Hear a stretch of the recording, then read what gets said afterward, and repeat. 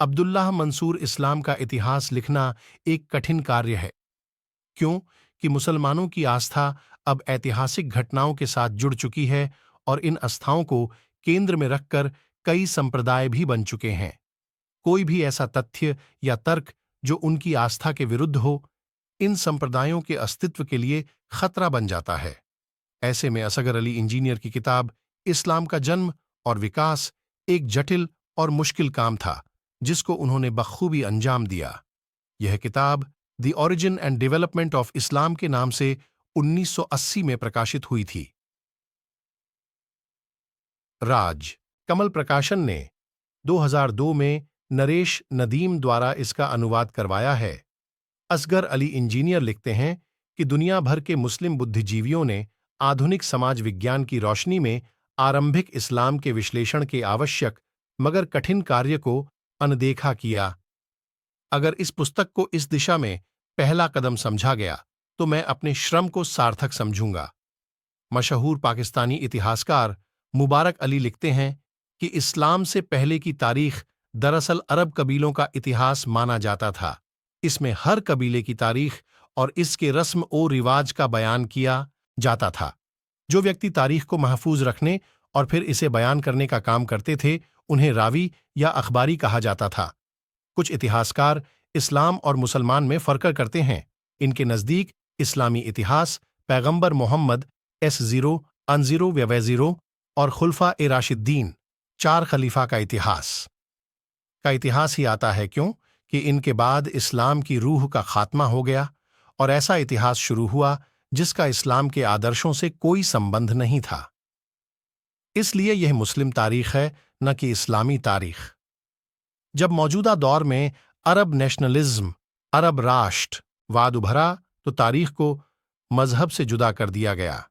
इसका नतीजा यह हुआ कि इस्लामी या मुसलमानों की तारीख के बजाय अब अरबों की तारीख के नाम से हम इतिहास देखने लगे।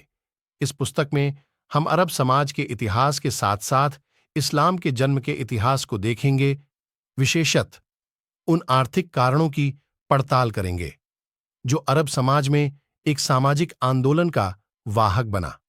पर कोई भी एक अकेला सिद्धांत और मॉडल या परिकल्पना, चाहे उसकी वैज्ञानिक तथा सटीकता जितनी भी अधिक हो, किसी वास्तविकता के विभिन्न पक्षों की व्यापक ढंग से व्याख्या नहीं कर सकता। यही लेखक का पक्का विश्वास है। यहां इस लेख में हम इस पुस्तक की समीक्षा नहीं बल्कि पुस्तक का सारांश देखेंगे और समझेंगे कि यह पुस्तक क्यों महत्वपूर्ण है। इस्लाम से पहले का अरब, इस्लाम से पहले के अरब के बारे में जानना इसलिए आवश्यक है ताकि हम यह जान सकें कि इस क्षेत्र की क्या समस्या थी, वह कौन सी परिस्थितियां थीं जो एक नए बदलाव की मांग कर रही थीं। हम यह जानते हैं कि इस्लाम का जन्म मक्का में हुआ था। यहां बद्दू कहे जाने वाले थोड़े से लोग रहते थे। यह पूरा इलाका बेहद निर्मम रेगिस्तान से घिरा हुआ है और यह क्षेत्र कृषि उत्पादन से पूरी तरह अज्ञात था। यहां कोई स्थायी चरागाहें भी नहीं थीं। बारिश भी बहुत कम होती थी। इन भौगोलिक कारणों ने एक ऐसी जीवन शैली को जन्म दिया जहां आपसी लड़ाई, धावा बोलना या लूटमार करना आम बात थी। असगर अली इंजीनियर लिखते हैं, औद्योगिक समाज की तरह घुमक्कड़ समाज भी अपनी खुद की संस्थाओं, आदतों और संस्कृति का विकास करता है। बद्दू सख्त लोग होते हैं। जूझने और सहने की क्षमता उनका प्रमुख गुण है, जबकि अनुशासन तथा सत्ता के प्रति आदर भाव का अभाव उनका प्रमुख दुर्गुण है। यह अराजक स्थिति में रहने वाले लोग थे। बद्दुओं को अनुशासित करने में नवजात इस्लामी राज्य को बहुत कठिनाई आई। बाद में उनकी यही प्रवृत्ति गृह युद्ध का कारण बनी। 2. यहां लेखक उन कारणों की भी पड़ताल करते हैं। यह जानना दिलचस्प है कि बद्दुओं का कोई मजहब नहीं था। वह लोग किसी देवी देवता की पूजा या प्रार्थना नहीं करते थे। हालांकि किस्मत को मानते थे और कबीलाई सामूहिकता का पालन करते थे, अर्थात अभी तक इन समाजों में व्यक्तिगत संपत्ति का जन्म नहीं हुआ था। एक कबीलाई समाज में व्यक्तिवाद का कोई मूल्य नहीं होता और सामूहिक का राज होता है। इसलिए ऐसे समाज न तो महाकाव्यों की रचना करते हैं और इसलिए न ही इनके यहां कोई महानायक पैदा होते हैं। 3. पैगंबर मोहम्मद इत्सर्विसा नगरवासी थे। नगरों के अपने रस्म और रिवाज और नीतिशास्त्र होते हैं। मक्का अंतर्राष्ट्रीय व्यापार का केंद्र था और मूर्ति पूजक अरबों का एक धार्मिक केंद्र भी। अरबों की एक भारी संख्या व्यापार और अपने देवी देवताओं की पूजा के लिए भी मक्का आती रहती थी, और इस तरह मक्का में धीरे धीरे व्यक्तिकरण की प्रक्रिया शुरू होने लगी थी। कबीलाई एकजुटता का महत्व कम हो रहा था। नए संपत्ति संबंधों के विकास के साथ वंश छोटी पारिवारिक इकाइयों में टूट रहे थे, अर्थात अब किसी की संपत्ति में उनके बच्चों को छोड़ घनिष्ठ संबंधियों का कोई भाग नहीं होता था, जबकि एक कबीलाई समाज में संपत्ति का स्वामित्व सामूहिक होता था। इस नए आर्थिक संबंधों से समाज में एक असंतोष और तनाव पैदा हो रहा था। चोर। चूंकि मक्का में कृषि संभव न थी, इसलिए यहां सामंतवाद या राजतंत्र जैसी संस्था का विकास न हो सका। इसलिए अरबी भाषा में राजा के लिए कोई शब्द नहीं है, और शब्द मालिक, राजा का व्यवहार विदेशी शासकों के लिए किया जाता था।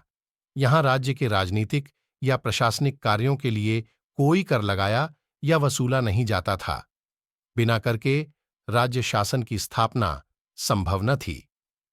राज्य जैसी किसी संस्था के अभाव में व्यवस्था बनाए रखना एक मुश्किल कार्य था, और मक्का ताकतवर व्यापारी किसी भी शक्तिशाली व्यक्ति के शासन के खिलाफ थे। यह लोग मक्का पर अल्पतंत्र, ओलिगार्जी का शासन चाहते थे। अगर मक्का के ताकतवर सौदागरों ने पैगंबर मोहम्मद को स्वीकार किया होता, तो उन्हें पैगंबर को निरपेक्ष शक्ति की स्थिति प्रदान करनी पड़ती। उनकी पैगंबरी को स्वीकार करने के बाद भला वह लोग उनके निर्देशों को कैसे इनकार कर पाते।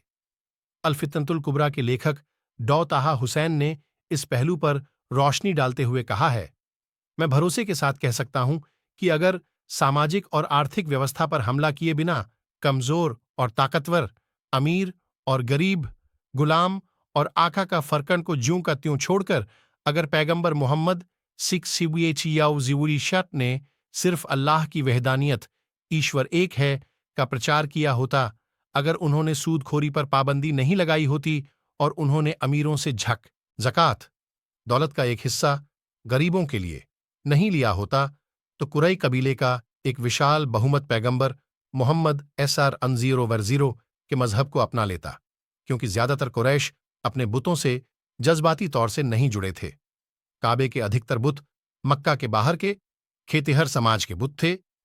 इस्लाम का जन्म पैगंबर मोहम्मद सइनमुनवी ने जब अपने मजहब का प्रचार शुरू किया, तब मक्का में कबीलाई सामूहिकता के विरोध में व्यक्तिवाद पैदा हो चुका था और समाज में टकराव को जन्म देने लगा था। इस तरह मक्का में इस्लाम के जन्म को सही समझने के लिए हमें व्यापारिक समाज की इन विशेषताओं को भी ध्यान में रखना होगा। कुरान जिन सद्गुणों पर जोर देता है वह हैं उपभोग में बर्बादी से बचना, अपने कामकाज में ईमानदारी बरतना, चोरी न करना, शराब और जुए की लत न पालना, विवाहितर यौन संबंधों की लत से बचना, और इस तरह परिवार नामक संस्था की पवित्रता को सुरक्षित रखना, लिखित व्यापारिक समझौते करना, गरीबों को खैरात देना आदि। कहने की जरूरत नहीं कि यह सद्गुण आमतौर पर व्यापारिक समुदाय में पाए जाते हैं तथा श्रमणवाद और घोर सांसारिकता के बीच एक मध्य मार्ग के समान है। 7. आरंभिक काल में इस्लामी आंदोलन समाज के कमजोर और पीड़ित व्यक्तियों की आकांक्षाओं को व्यक्त करता था, इसलिए शुरू में नवयुवक, गुलाम, यतीम, कमजोर वर्गों के बुजुर्ग इसके अनुयायी बने। एक ओर संपत्ति के संचय के कारण तथा दूसरी ओर जनता के बड़े भाग की गरीबी और बदहाली से मक्का में जो विस्फोटक स्थिति पैदा हुई थी, उसे समानता के सिद्धांत का प्रचार करके ही दूर किया जा सकता था। यह इतिहास में कोई नई बात नहीं थी। 8. अब यह सवाल पैदा होता है कि समानता का विचार तो ईसाई धर्म में भी है, तो अरब समाज